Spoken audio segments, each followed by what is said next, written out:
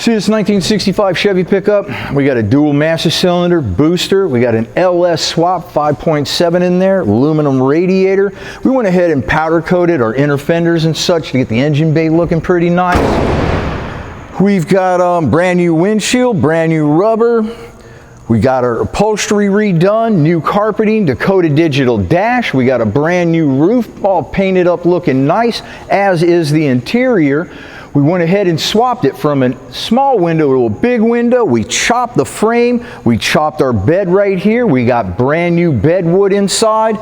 We got it slammed on airbags, of course, and we've got disc brakes up front.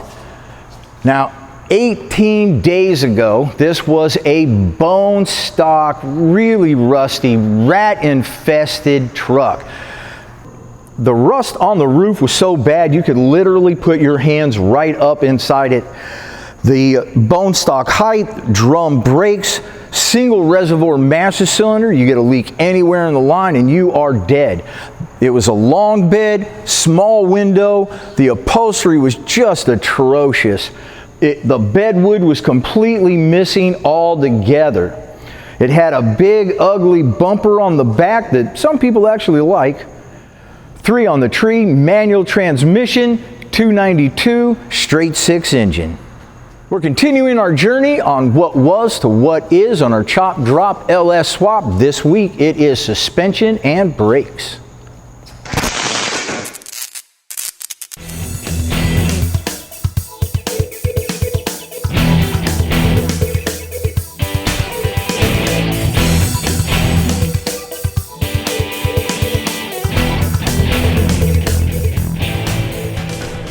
We took this to our shop and painted it over the weekend, so today is our frame day. We're going to be putting a C-notch kit on it, shock relocators, airbag suspension stuff. We got all this kind of stuff to install. You can see we got disc brake conversion kits, power steering conversion kits, so it's going to be a busy day. You got to stay tuned. Lower this down just a little bit. It's not sitting on the chassis.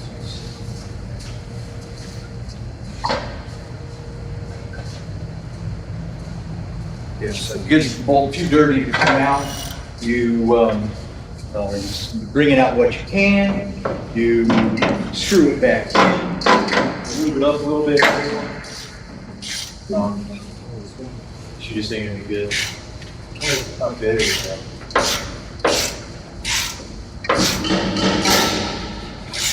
Get a little bit more grease on it. Now it's got to come back down. And you just got to go up and down until it's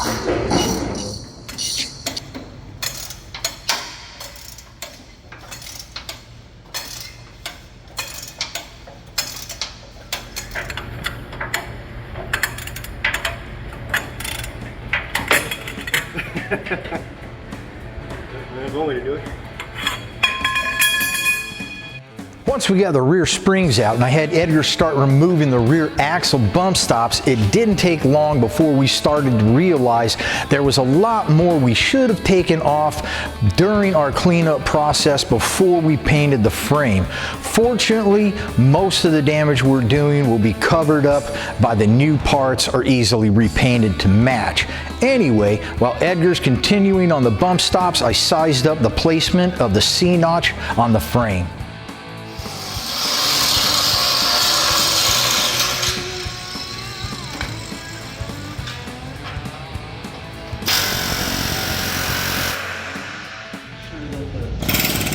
Section's going to fit up in here nice and neat like. So it should save me a little time hopefully. Now the brackets that you get for the C-notch, they're kind of big and cumbersome. It's difficult to just set it up against the frame and move it around and see exactly where it's going to go. So what I'm going to do is I jack up the axle until it's actually making contact with the frame. Then I know exactly dead center where I'm going to have to put that notch in there. And again, I like to use that little template because it's just easier than hold that big bracket up there. All right, so we'll just do one side at a time. Make sure everything's copacetic, get this side all beefed up. Then we'll cut the other side and do it. Cut both sides at one time, and the ass end will just drop on it. And he'll cut it on the bottom. Then I'll take that thing and I'll put it on there and try to get this exact setup. But we're going to cut it just a little bit smaller, and then we'll enlarge enlarge it so that it's tight up against this right here and get it real firm.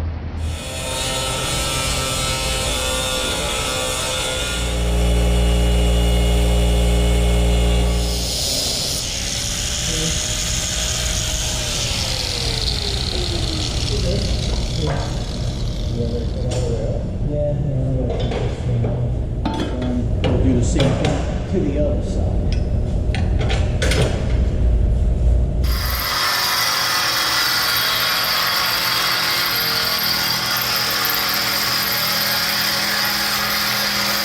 Pop this guy loose. Have the other one already loose. It was the hardest one to get, so we have to hammer it out with a pickle fork most likely. You see there's not much room for about anything to get in there. So we left the bolt on though, even though it is loose, because we don't want it falling over on us. Still, if it did pop loose, could want to fall, so I'm gonna have to leave my hand here.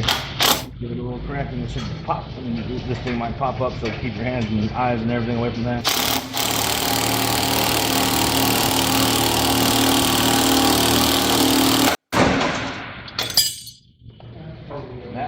That on that, and that's why we got the jack under there.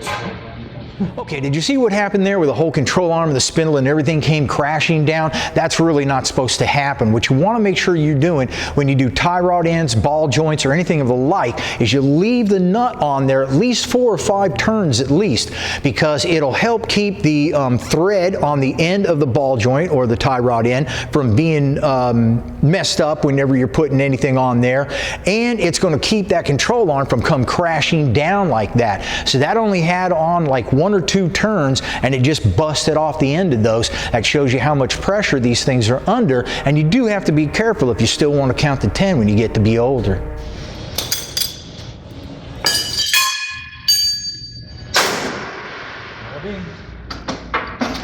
I like it better when it's all at once. It's just time efficiency. We don't got this much time when you go on a camera day. Like, I know you're a famous and all that. Put it back together and do it again.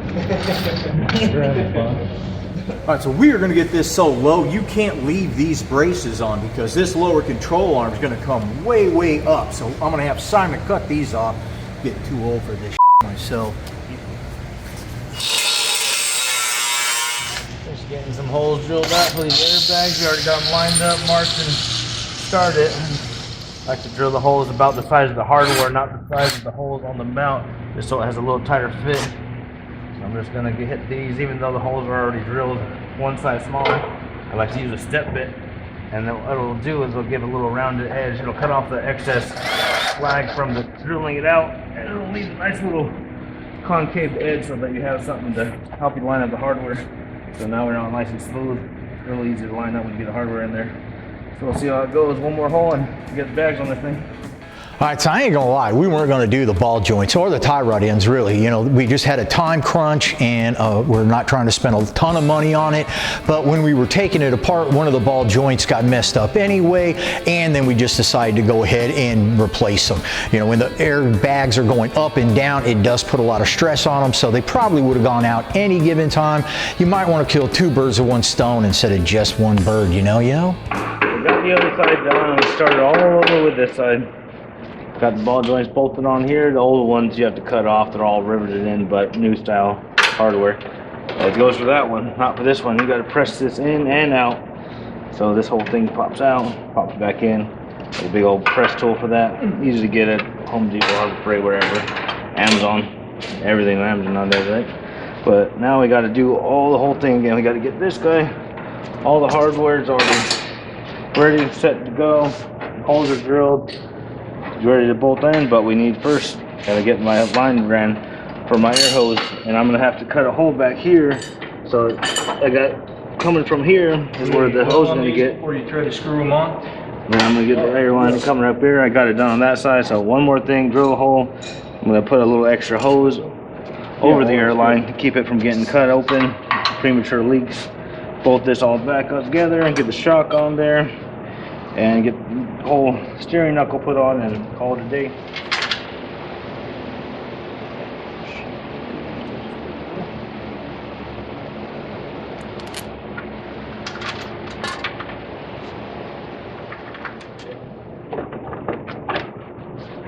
Jack me. Jack. Huh? Jack.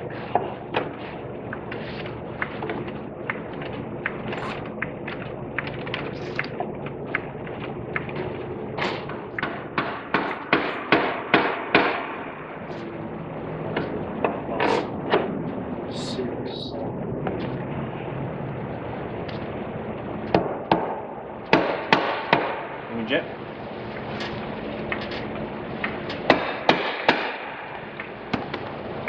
Hold it. So you take a look at this guy right here, it looks the same either way at first glance, but it isn't. You can see that this right here is offset to one side. So you have to be careful. If you were to try to mount this side right here onto your caliper, it would not work. You have to make sure that this side here is on there, and you have to make sure that you're using your copper washers.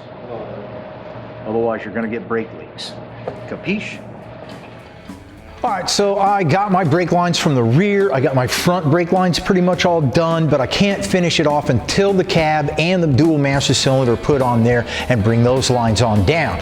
So I went ahead and went to the back, started working on my airbags, while Edgar and Simon were working on the power steering gearbox conversion kit.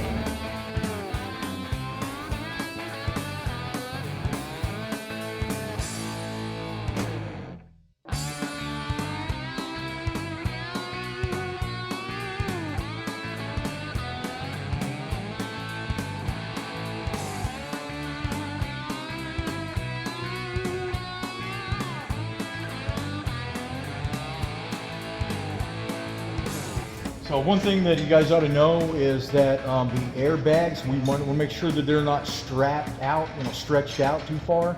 So from now on, once they're bolted on, we got to make sure that there are jack stands underneath the axles or front control arms, so those bags don't hang down and get overstretched. It'll make them go bad quicker.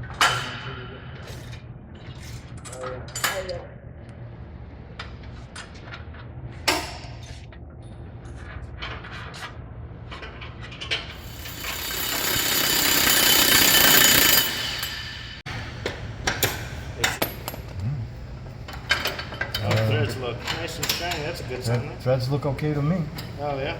So you think that nut is just the one that's giving you trouble, or how's that guy looking? Is it too hot to handle? Too hot to handle, but it is looking a little questionable. Here, try that. Let me see. If you have that big eagle eye, Welch says about it. Yeah, it's a little winky wink. All right, I'll get another one of these. We'll cut the threads down a little bit too. I'll get a 2-for-1 off of that. Shock relocator kits. Taking the easy road today, Dave? It's the only thing I can do. Anything on the ground, I'm not doing. So I'm gonna get back up again.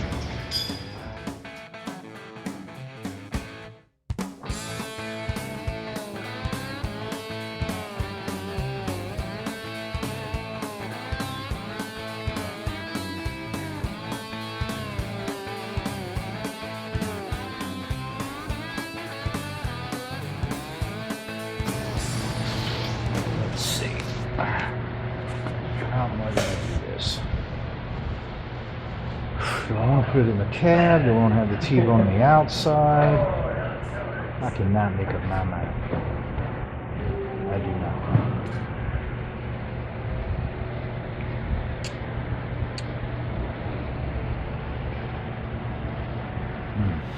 Well, that's about it for this week. We did a pretty good job. We got our airbags in, we got our disc brakes and our drop spindles, we got our C-notch done, and we got our pan hard bar in the back. We got some brake lines, air lines run. Of course, we're going to finish them off when we get our cab, so you got to make sure you stay tuned.